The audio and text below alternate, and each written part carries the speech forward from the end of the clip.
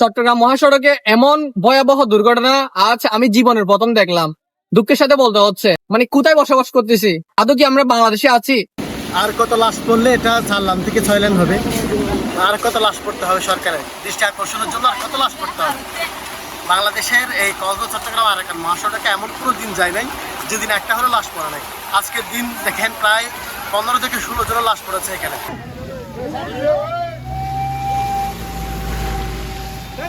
আমাদের একদম high road বললে চলে। এখানকার গতিসীমা হচ্ছে 40। এই যে আমাদের কক্সবাজারের সবচেয়ে সুন্দরতম একটা জায়গা বললে চলে। আমার প্রথম চোখের দেখা বড় একটা অ্যাক্সিডেন্ট। খুবই দুঃখের সাথে বলতে হচ্ছে, মানে এটা 6 লাইন থেকে 4 লাইন করার কথা ছিল, কিন্তু এখনো হয় নাই।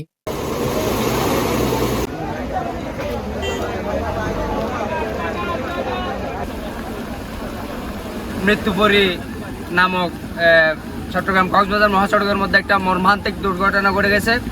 সেখানে আমরা দেখতে পাচ্ছি একটা এভারগ্রিন দোতলা বাস এবং চকরিয়া জনতা সার্ভিসের সাথে একটা ভয়াবহ সংঘর্ষে প্রায় চট্টগ্রামবাসী কক্সবাজারবাসী এই চট্টগ্রাম কক্সবাজার মহাসড়কে যারা আমরা যাতায়াত করি, নিয়মিত যাতায়াত করি, আমরা আসলে এই মৃত্যুর আহাজারি শুনতে শুনতে আমরা ক্লান্ত।